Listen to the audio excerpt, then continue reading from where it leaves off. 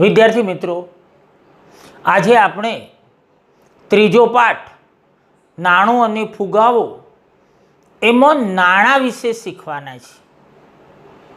આમ તો આપણે જાણીએ છીએ નાણું એટલે શું, સરળ આપણી ભાષામાં રજૂ કરવું હોય તો નાણું એટલે પૈસો એવો અર્થ કરીએ છીએ,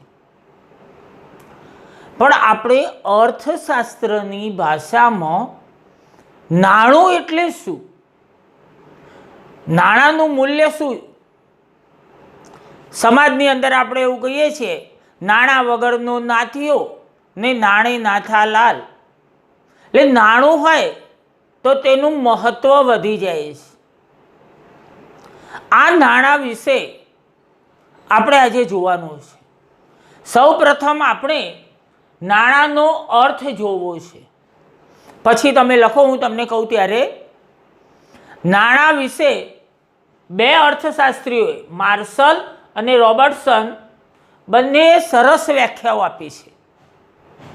સૌ પ્રથમ આપણે માર્શલે આપેલી વ્યાખ્યા શીખવાની છે।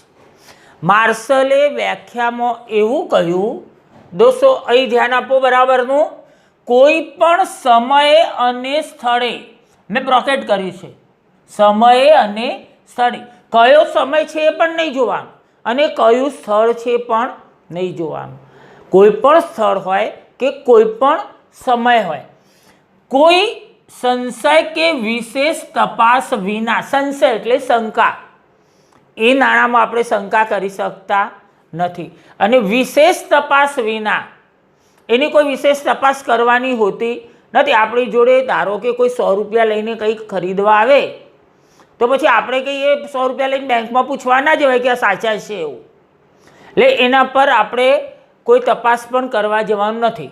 ચલો 4 વસ્તુ કહ્યું, સમય અને સ્થળે, સંશય કે વિશેષ તપાસ વિના। કોની વ્યાખ્યા ભણીએ છીએ? માર્શલની। કોઈ પણ સમયે અને સ્થળે કોઈ સંશય કે વિશેષ તપાસ વિના જેના દ્વારા વસ્તુઓ અને સેવાઓનો વિનિમય થઈ શકે તેને નાણું કહે છે। આ 4 વસ્તુઓ છે, સમય અને સ્થળે કોઈ સંશય કે વિશેષ તપાસ વિના જેના વડે વસ્તુઓ અને સેવાઓનો વિનિમય થઈ શકે તેને નાણું કહે છે। હવે તમને ખબર પડી ગઈ હશે તો પણ તમે જુઓ, માર્શલે કહ્યું છે કોઈ પણ સમયે અને સ્થળે કોઈ સંશય કે વિશેષ તપાસ વિના જેના દ્વારા વસ્તુઓ અને સેવાઓનો વિનિમય થઈ શકે તેને નાણું કહેવાય। 4 વસ્તુ એ છે અને એવું કહ્યું કે જેના દ્વારા, એટલે આપણે નાણાં વિશે કહીએ છીએ કે જેના દ્વારા શેનો વિનિમય થઈ શકે? વસ્તુઓ અને સેવાઓનો। વસ્તુઓ એ ખરીદી શકાય અને સેવાઓ પણ ખરીદી શકાય એવી જે વસ્તુ છે તેને આપણે નાણું કહીએ છીએ। મારી જોડે તમે પણ બોલો છો, કોઈ પણ સમયે અને સ્થળે કોઈ સંશય કે વિશેષ તપાસ વિના જેના દ્વારા વસ્તુઓ અને સેવાઓનો વિનિમય થઈ શકે તેને નાણું કહેવાય। નાણાંનો અર્થ તમે મુદ્દો બનાવો છો, નાણાંનો અર્થ। હવે જુઓ, લખો, અર્થશાસ્ત્રીનું નામ લખો માર્શલ। માર્શલ એટલું લખ્યા પછી એ લીટી જવા દેવાની છે। હું બોર્ડ ઉપર વધુ જગ્યા નથી એટલે મેં જવા દીધી નથી, પણ તમારે છોડી દેવાની। પેરેગ્રાફ કરો અને પછી લખો, એટલે કે ફકરો પાડીને તમે લખો, કોઈ પણ સમયે અને સ્થળે કોઈ સંશય કે વિશેષ તપાસ વિના જેના દ્વારા વસ્તુઓ અને સેવાઓના બદલામાં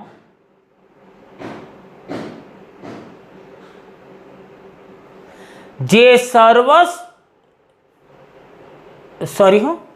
વસ્તુઓ અને સેવાઓનો વિનિમય થઈ શકે તેને નાણું કહેવાય.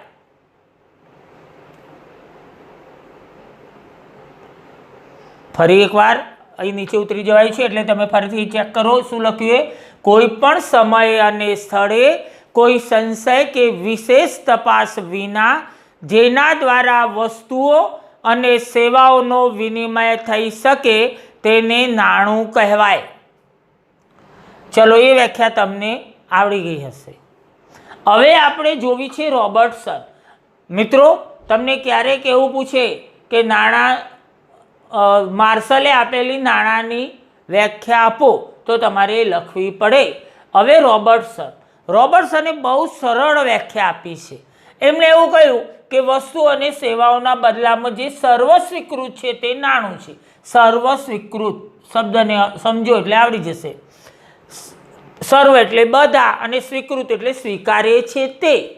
બધા જ લોકો જેને સ્વીકારે છે તે. હવે શું કહ્યું જુઓ તો, વસ્તુ અને સેવાઓના બદલામાં જે સર્વસ્વીકૃત છે તે નાણું છે. એટલે વસ્તુ આપીને આપણે નાણું લઈએ છીએ અથવા તો નાણું આપીને વસ્તુ લઈ શકીએ. બરાબર સમજો, વિનિમયનું માધ્યમ બને છે શું? તો નાણું. વસ્તુઓ અને સેવાઓના બદલામાં જે સર્વસ્વીકૃત છે તે નાણું છે. બધાએ સ્વીકાર્યું કે વસ્તુ અને સેવાઓના બદલામાં જે સર્વસ્વીકૃત છે તે નાણું છે. ક્યારેક એવું પણ પૂછે છે વસ્તુઓ અને સેવાઓના બદલામાં જે સર્વસ્વીકૃત છે તે નાણું છે. આ વ્યાખ્યા કોને આપી? તો રોબર્ટસને. બે વ્યાખ્યાઓ છે, માર્શલ અને રોબર્ટસન. તમે લખો છો રોબર્ટસન.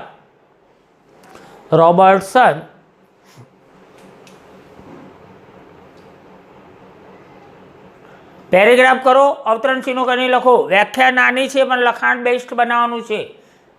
ફકરો પાડીને લખો છો અવતરણ ચિહ્નોમાં, વસ્તુઓ અને સેવાઓના બદલામાં જે સર્વસ્વીકૃત છે, જોડણી ભૂલ પણ ન થવી જોઈએ મિત્રો, જે સર્વસ્વીકૃત છે તે નાણું છે.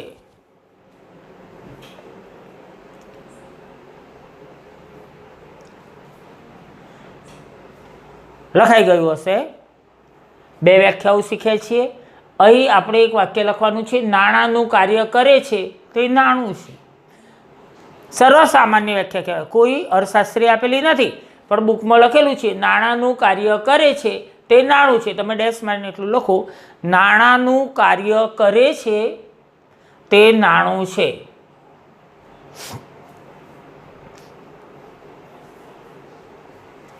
માર્શલ અને રોબર્ટસન બંનેની વ્યાખ્યાઓ ખૂબ જ અગત્યની છે, આઈએમપી છે. કોઈ પણ સમયે અને સ્થળે કોઈ સંશય કે વિશેષ તપાસ વિના જેના દ્વારા વસ્તુઓ અને સેવાઓનો વિનિમય થઈ શકે તેને નાણું કહેવાય. રોબર્ટસન કહે છે વસ્તુઓ અને સેવાઓના બદલામાં જે સર્વસ્વીકૃત છે તે નાણું છે. અને આપણે ટેક્સ્ટ બુકમાં આપેલું લખીએ તો નાણાંનું કાર્ય કરે છે તે નાણું છે. હવે આપણે નાણાંના કાર્યો જોવા છે. નાણું શું કાર્ય કરે છે? તો તમે મુદ્દો બનાવો છો નાણાંના કાર્યો. નાણાંના કાર્યો. તમને પ્રશ્ન કેવો પૂછાશે વિદ્યાર્થી મિત્રો કે નાણાંનો અર્થ આપી નાણાંના કાર્યો જણાવો. હવે ટેક્સ્ટ બુકની અંદર નાણાંના કાર્યો 3 જ આપેલા છે. જો કે હું તમને 4 લખાવું છું પણ ટેક્સ્ટ બુકમાં 3 આપેલા છે. આપણે 4 લખીશું કારણ કે 5 માર્ક્સનો પ્રશ્ન પૂછી નાખે તો તમે વ્યાખ્યા લખો એટલે 1 માર્ક્સ મળે અને 4 સમજાવવાના આવે. ક્યારેક કદાચ આન્સર કીની અંદર એવું પણ આપે કે 2 વ્યાખ્યાઓ લખે તો 2 આપવા, પણ લગભગ એવું ન બને. વ્યાખ્યાનો એક જ હોય અને 4 મુદ્દા સમજાવો એટલે બીજા 4 માર્ક્સ તમને મળે. ચલો નાણાંના કાર્યો, એમાં પહેલું છે વિનિમયના માધ્યમનું કાર્ય. સાટા પદ્ધતિની મર્યાદાઓ જોઈ હતી, યાદ કરો. એના અનુસંધાનમાં જ છે નાણાંના કાર્યો. વિનિમયના માધ્યમનું કાર્ય. હવે જો વિનિમયનું માધ્યમ છે એટલે આપણે બરાબર એક પછી એક સ્ટેપ બાય સ્ટેપ આગળ વધતા જઈએ તો નાણાંનું સૌથી અગત્યનું કાર્ય વિનિમયના માધ્યમનું છે. વિનિમય, કોઈ પણ વસ્તુ વેચી અને તમે નાણું મેળવો છો. હવે જરૂરિયાતવાળી વસ્તુ લેવા જાઓ છો ત્યારે તમે નાણું આપીને વસ્તુ લો છો. બરાબર સમજો. એક ખેડૂત ઘઉં પકવે છે તો બજારમાં ઘઉં વેચી આવશે અને બદલામાં શું લેશે? નાણું લેશે. હવે જ્યારે એને કોઈ વસ્તુની જરૂર પડી, ધારો કે તેલ, ખોંડ કે ગોળની જરૂર પડી, તો એ જે પૈસા આવ્યા હતા એ નાણું લઈને બજારમાં જશે અને નાણાંના બદલામાં એ તેલ, ખોંડ કે ગોળ ખરીદી શકશે. એટલે વિનિમયનું માધ્યમ બન્યું છે નાણું. તો આપણે પહેલું જ લખ્યું છે, નાણાંનું સૌથી અગત્યનું કાર્ય વિનિમયના માધ્યમનું છે. ડેશ મારીને લખો છો. ડેશ મારીને પહેલું લખો, નાણાંનું સૌથી અગત્યનું કાર્ય વિનિમયના માધ્યમનું છે.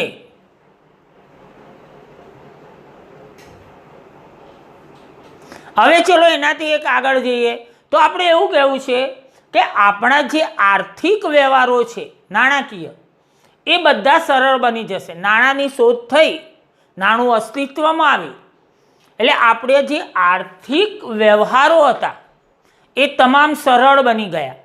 પહેલાં તમે જુઓ, પશુઓ રાખવા પડે કે પછી મોટી મોટી કોઈ વસ્તુઓ ખરીદવી પડે, કિંમતી પથ્થરો ભેગા કરવા પડે કે મોટા મોટા સિક્કાઓ રાખવા પડે, તો એ બધું હવે જતું રહ્યું અને એકદમ સરળ બની ગયું. આર્થિક વ્યવહારો કેવા બની ગયા?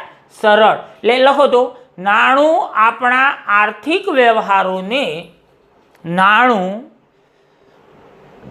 આપણા આર્થિક વ્યવહારોને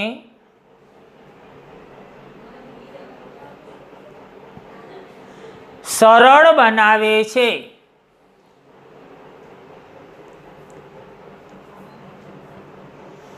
ચલો હવે અહીં ધ્યાન આપો છો. હવે જો વસ્તુ વિનિમય પ્રથા સાટા પદ્ધતિની વાત કરતા હતા એટલે એવું કહ્યું હતું, મેળ જ નહોતો બેસતો. પેલાને ઘઉં વેચીને એક વ્યક્તિએ ઘઉં વેચીને ચોખા ખરીદવા હતા, પણ જેની જોડે ચોખા હતા એને ઘઉં નહીં પણ કાપડ ખરીદવું હતું. ખબર પડી ને કે મેળ બેસતો નહોતો, એટલે વિનિમય થઈ શકતો નહોતો. પણ હવે જ્યારે નાણું આવ્યું છે, વિનિમયના માધ્યમ તરીકે નાણું આવ્યું છે, એટલે આ સમસ્યા સોલ્વ થઈ ગઈ. એટલે આપણે એવું લખીશું, વસ્તુ વિનિમય પ્રથામાં મેળ બેસાડવામાં જે તકલીફ પડતી હતી તેનો ઉકેલ લાવે છે. એટલે નાણું તેનો ઉકેલ લાવે છે. લખો તો, વસ્તુ વિનિમય પ્રથામાં મેળ બેસાડવામાં જે તકલીફ પડતી હતી તેનો ઉકેલ લાવે છે. તેનો ઉકેલ લાવે છે એટલે વસ્તુ વિનિમય પ્રથાની મર્યાદા દૂર કરી આપે છે, એમ બીજી રીતે કહેવું હોય. હવે જુઓ, અહીં એવું કહ્યું છે કે વ્યક્તિ નાણાં ખર્ચીને એટલે નાણાંનો ખર્ચ કરીને વર્તમાનમાં વસ્તુઓ અને સેવાઓ મેળવે છે. સરળ બની ગયું ને? આમ નાણું ખર્ચીને નહોતો કરતો, ખર્ચ શાનો કરતો? તો જે વસ્તુઓ, જે પશુઓ કે ધન તરીકે સ્વીકારતો તો એનો, તો એ વસ્તુ સોલ્વ થઈ ગઈ અને હવે નાણાંનો ખર્ચ કરીને વર્તમાનમાં વસ્તુઓ અને સેવાઓ મેળવે છે. લખો તો ડેશ મારીને, વ્યક્તિ નાણાંનો ખર્ચ કરીને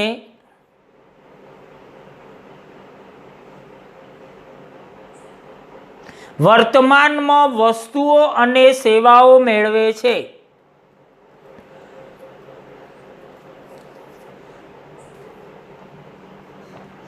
આ બધું કહેવા પાછળનો આશય એક જ છે કે જરૂરિયાતો સંતોષવા માટે ઉપયોગી વસ્તુઓ, જરૂરિયાત સંતોષવી હતી તો શું ખરીદવું પડે? ઉપયોગી વસ્તુઓ અને સેવાઓ.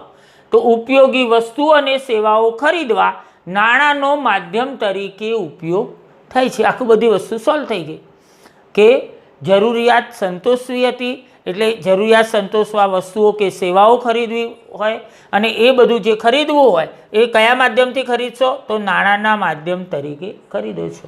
એટલે આપણે આખું વાક્ય આવું બનાવ્યું છે, જરૂરિયાતો સંતોષવા માટે ઉપયોગી વસ્તુઓ અને સેવાઓ ખરીદવા નાણાંનો માધ્યમ તરીકે ઉપયોગ થાય છે. લખો તો, જરૂરિયાતો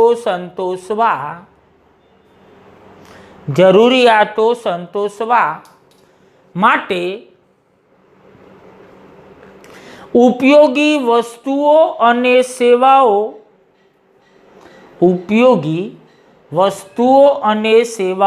ખરીદવા નાણાંનો માધ્યમ તરીકે ઉપયોગ થાય છે.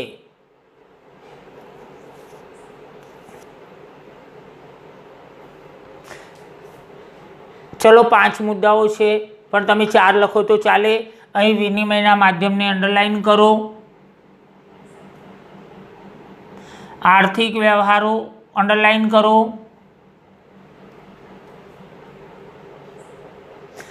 મેળ બેસાડવામાં કરો એટલે ખબર પડી જશે તમને, ખર્ચને કરો. હવે એટલું કર્યું એટલે તમને એટલું જુઓ એટલે ખબર પડી જશે. એટલે પહેલાંમાં એવું કહ્યું, નાણાં સૌથી અગત્યનું કાર્ય વિનિમયના માધ્યમનું છે. નાણું આપણા આર્થિક વ્યવહારોને સરળ બનાવે છે. વસ્તુ વિનિમય પ્રથામાં મેળ બેસાડવામાં જે તકલીફ પડતી હતી તેનો ઉકેલ લાવે છે. વ્યક્તિ નાણાંનો ખર્ચ કરીને વર્તમાનમાં વસ્તુ અને સેવાઓ મેળવે છે. જરૂરિયાતો સંતોષવા માટે ઉપયોગી વસ્તુઓ અને સેવાઓ ખરીદવા નાણાંનો માધ્યમ તરીકે ઉપયોગ થાય છે. હવે બીજું કાર્ય છે મૂલ્યના સંગ્રાહક તરીકે.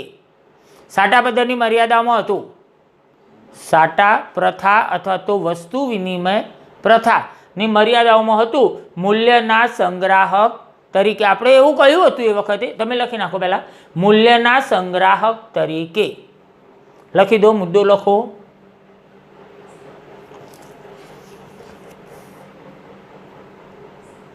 હવે જુઓ, વસ્તુ વિનિમય પ્રથા કે સાટા પ્રથાની મર્યાદાઓ જોઈ એ વખતે આ મુદ્દો હતો ને ત્યારે એવું કહ્યું હતું કે ઘણી બધી ગાયો, ભેંસો કે ઘોડા રાખવાના હોય તો ઘણી મુશ્કેલીઓ પડે.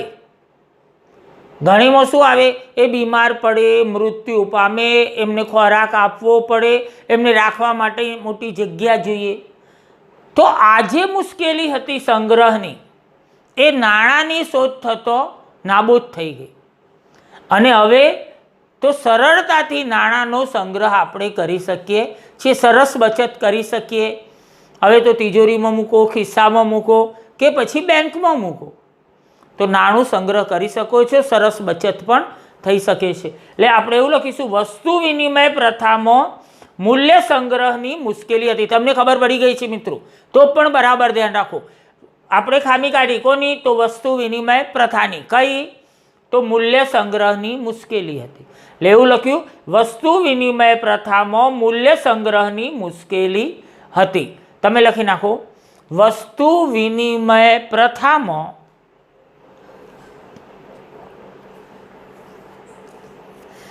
મૂલ્ય સંગ્રહની મુશ્કેલી હતી.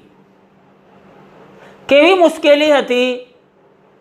તો પશુઓ કે અનાજના સ્વરૂપમાં બચત કરી શકાતી નહોતી. કયું? હમણાં જ મેં કહ્યું કે બીમાર પડે, મૃત્યુ પામે, રહેવા માટેની જગ્યા ના હોય, ખોરાક લાવીને, ઘાસ લાવીને આપવું પડે. અને એવી જ રીતે તમે જુઓ, અનાજ રાખો તો સડી જાય, બગડી જાય, ઘણી બધી મુશ્કેલીઓ, ભેજ લાગી જાય, ઘણી મુશ્કેલીઓ નડે. એટલે આપણે એવું લખીશું, પશુ કે અનાજના સ્વરૂપમાં બચત કરી શકાતી નહોતી. એટલે એનો અર્થ એવો થયો કે નાણાંમાં કરી શકાય છે.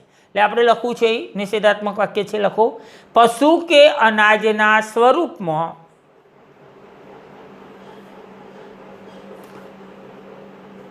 બચત કરી શકાતી ન હતી. બચત કરી શકાતી ન હતી. લખાય પછી તમારે બોર્ડ ઉપર જ ધ્યાન આપવાનું છે. ચલો, ત્યાં બચત નહોતી કરાતી કારણ કે પશુ કે અનાજ સંગ્રહમાં મુશ્કેલીઓ હતી. તો એનો અર્થ આવો કરવો, નાણાં દ્વારા વિનિમય મૂલ્યનો સંગ્રહ કરી શકાય છે. સરળ વાક્ય છે કે એ આપણે મર્યાદા બતાવી અને આ સોલ્યુશન બતાવ્યું. તો લખો, નાણાં દ્વારા વિનિમય મૂલ્યનો સંગ્રહ કરી શકાય છે.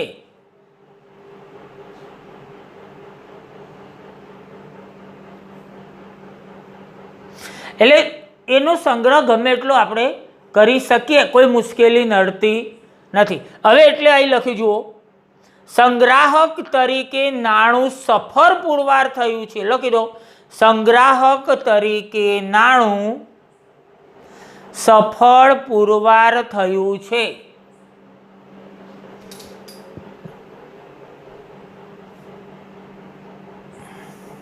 સફળ પુરવાર થયું છે. મેં હમણાં તમને એક સરસ કહ્યું કે એક ખેડૂત શું કરશે, એને અનાજ પકવ્યું એટલે બજારમાં વેચી મારશે, વેચી દેશે અને બજારમાંથી શું લઈને ઘરે આવશે? નાણું. વિનિમયનું માધ્યમ છે. એ અનાજ વેચીને ખેડૂતે શું લીધું? તો નાણું લીધું. પછી એને જ્યારે કોઈ વસ્તુની કે સેવાની જરૂરિયાત ઊભી થઈ ત્યારે એને જે નાણું મળ્યું હતું એ નાણું આપી અને જરૂરી વસ્તુ કે સેવા ખરીદી શકશે. એટલે આપણે આવું લખીશું, વસ્તુ વેચી નાણું મેળવાય અને જરૂર પડે નાણાંમાંથી વસ્તુ ખરીદી શકાય. ફરીથી જુઓ, વસ્તુ વેચી નાણું મેળવાય એટલે નાણું લાવ્યા અને પછી શું થયું? એ નાણાંમાં તો જુઓ, જરૂર પડે, કોઈ વસ્તુની જરૂર પડી કે સેવાની, નાણાંમાંથી વસ્તુ ખરીદી શકાય. લખો તો, વસ્તુ વેચી નાણું મેળવાય અને જરૂર પડે નાણાંમાંથી વસ્તુ ખરીદી શકાય. અને જરૂર પડે નાણાંમાંથી વસ્તુ ખરીદી શકાય. અહીં પણ 5 મુદ્દા થયા છે જુઓ. એટલે તમે 4 લખો તો ચાલી જાય. અહીં તમે નોંધ કરો છો, ડેશ મારો છો, અરે અંડરલાઇન કરો છો. સંગ્રહની મુશ્કેલી બતાવી એટલે સંગ્રહની મુશ્કેલી. અહીં એવું કેવું છે, સંગ્રહ કરી શકાય એટલે સંગ્રહ કરી શકાય નહીં કરો, અંડરલાઇન. અહીં રહી ગયું, બચત કરી શકાતી ન હતી. અહીં સફળ નહીં કરો, નાણું સફળ છે, અહીં કરવાની જરૂર નથી. એટલે તમને યાદ રહી ગયું હશે કે વસ્તુ વિનિમય પ્રથામાં મૂલ્ય સંગ્રહની મુશ્કેલી હતી. પશુ કે અનાજના સ્વરૂપમાં બચત કરી શકાતી ન હતી. નાણાં દ્વારા વિનિમય મૂલ્યનો સંગ્રહ કરી શકાય છે. સંગ્રાહક તરીકે નાણું સફળ પુરવાર થયું છે.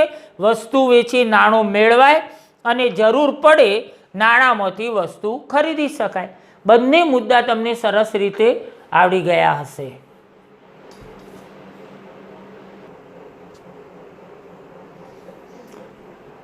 હવે આપણે ત્રીજા કાર્ય તરફ જઈએ. 2 કાર્યો શીખ્યા પછી ત્રીજું કાર્ય છે નાણાંનું મૂલ્યના માપદંડ તરીકેનું કાર્ય. તમે મુદ્દો લખી નાખો, મૂલ્યના માપદંડ તરીકેનું કાર્ય.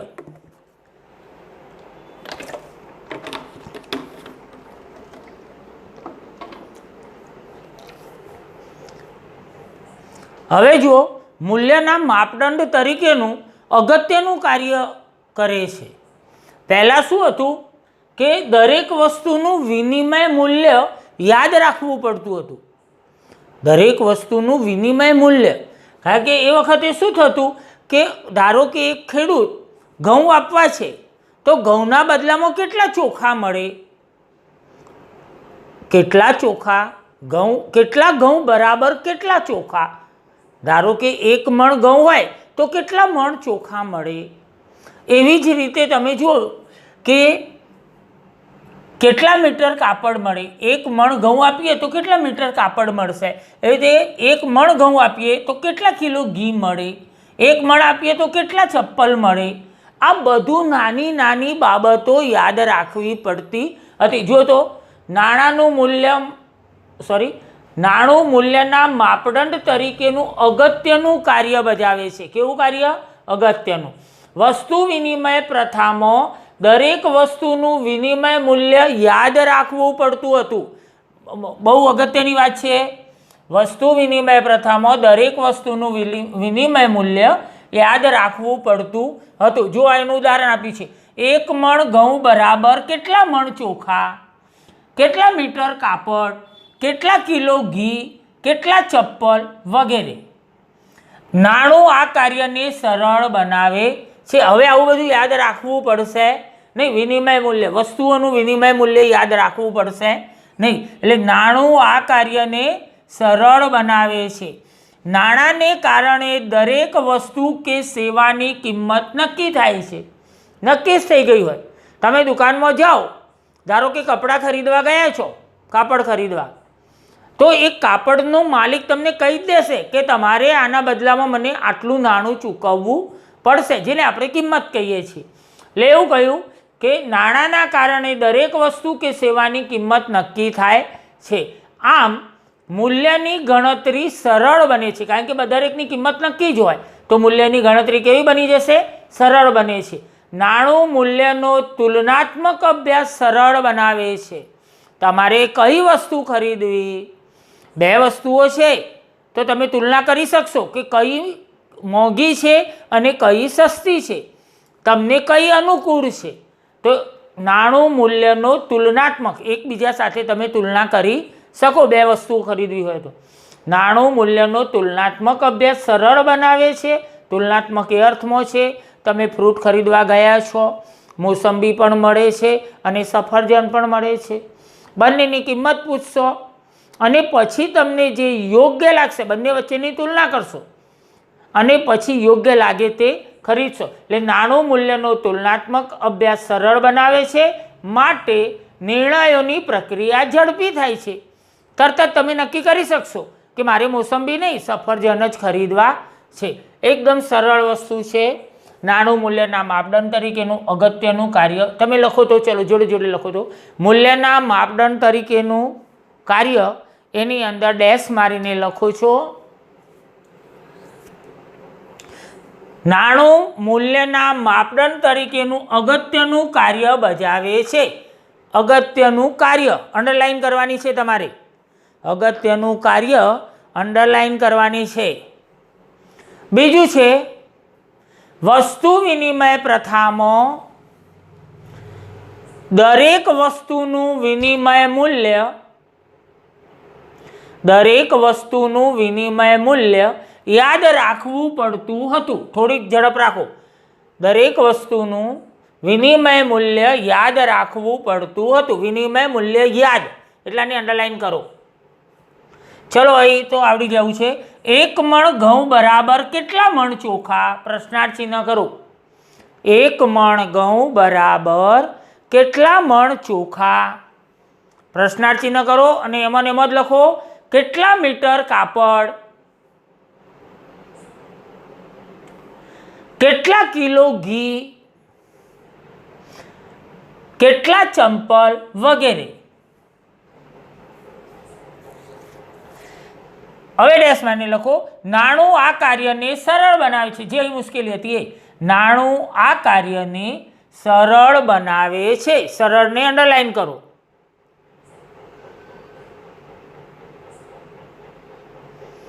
એ પછી લખો, નાણાંને કારણે દરેક વસ્તુ કે સેવાની કિંમત નક્કી થાય છે. કિંમત નક્કી, અંડરલાઈન. વસ્તુ કે સેવાની કિંમત નક્કી થાય છે.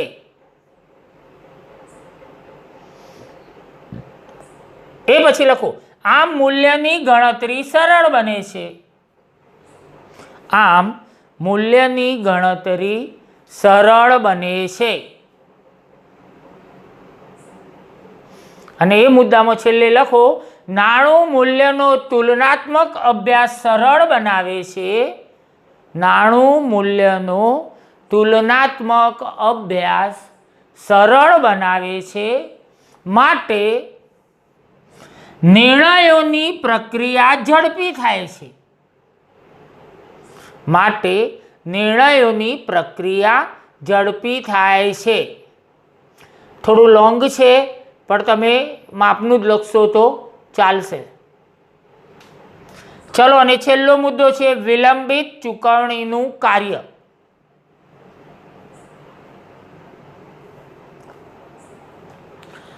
હવે જુઓ, મુદ્દો બનાવી દીધો છે વિલંબિત ચૂકવણીનું કાર્ય. આપણે આગળ એવું કહ્યું હતું કે મૂલ્ય સંગ્રાહક તરીકે નાણું સફળ છે. આપણે જે સાટા પદ્ધતિમાં ખામી કાઢી હતી કે મૂલ્યનો સંગ્રહ થઈ શકતો નથી, એવું કહ્યું કે મૂલ્ય સંગ્રાહક તરીકે નાણું સફળ હોવાથી વિલંબિત ચૂકવણીનું ધોરણ પણ બન્યું છે. કારણ કે સંગ્રહ તરીકે સફળ છે તો પછી આપણે વિલંબિત એટલે લેટ, ઉધાર કહીએ છીએ આપણે, કે પછી પૈસા આપીશું. ઘણી વખતે શું હોય, આપણી જોડે સગવડ ન હોય અથવા તો સગવડ ઓછી હોય. ધારો કે તમારે બાઇક ખરીદવું છે, એક વ્યક્તિએ બાઇક ખરીદવું છે અને ખરીદવા માટે 70,000 રૂપિયા થાય. હવે એની જોડે 50,000 જ છે, તો એ 50,000 આપશે અને બાઇક ખરીદશે અને 20,000 રૂપિયા અમે 6 મહિને તમને આપીશું એવું નક્કી થશે, એટલે વિલંબિત ચૂકવણી કહેવાય. લખો તો મૂલ્ય સંગ્રાહક તરીકે મુદ્દો બનાવ્યો હશે વિલંબિત ચૂકવણીનું કાર્ય. વિલંબિત ચૂકવણીનું કાર્ય એની અંદર લખો મૂલ્ય સંગ્રાહક તરીકે નાણું સફળ હોવાથી વિલંબિત ચૂકવણીનું ધોરણ પણ બન્યું છે. વિલંબિત ચૂકવણીનું ધોરણ પણ બન્યું છે.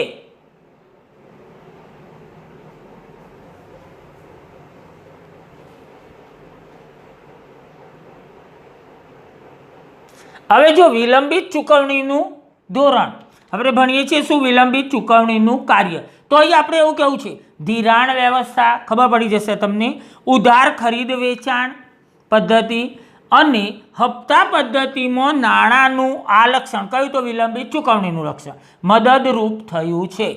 ધિરાણ વ્યવસ્થા પણ એ જ બાબત છે. તમને ખબર છે ધિરાણ આપવું એટલે શું? કોઈને પૈસા આપવા, ઉછીના પૈસા આપવા, ધિરાણમાં લઈએ છીએ. ઉધાર ખરીદ વેચાણ પદ્ધતિ, ઉધારમાં વસ્તુ ખરીદવું અથવા તો વેચવું. અને હપ્તા પદ્ધતિમાં, આજે આ પદ્ધતિ બહુ વિકાસ પામી છે કે કોઈ પણ વસ્તુ ખરીદો તો એના હપ્તા કરી આપવામાં આવે, એટલે એ માટે કેટલીક સંસ્થાઓ કામ પણ કરી રહી છે. હપ્તા પદ્ધતિમાં નાણાંનું આ લક્ષણ, વિલંબિત ચૂકવણીનું લક્ષણ મદદરૂપ થયું છે. 3 બાબતો છે: ધિરાણ વ્યવસ્થા, ઉધાર ખરીદ વેચાણ પદ્ધતિ અને હપ્તા પદ્ધતિ. લખો તો ધિરાણ વ્યવસ્થા, અલ્પવિરામ કરો, ઉધાર ખરીદ વેચાણ પદ્ધતિ અને હપ્તા પદ્ધતિમાં નાણાંનું આ લક્ષણ મદદરૂપ થયું છે. મદદરૂપ થયું છે. આપણે જે આજે પ્રશ્ન શીખ્યા છીએ, નાણું એટલે શું, એને 2 વ્યાખ્યાઓ શીખ્યા અને નાણાંના કાર્યો, તો 4 કાર્યો શીખ્યા છીએ. હવે તમને 4 કાર્યો આવડી જવા જોઈએ. હવે મળીએ છીએ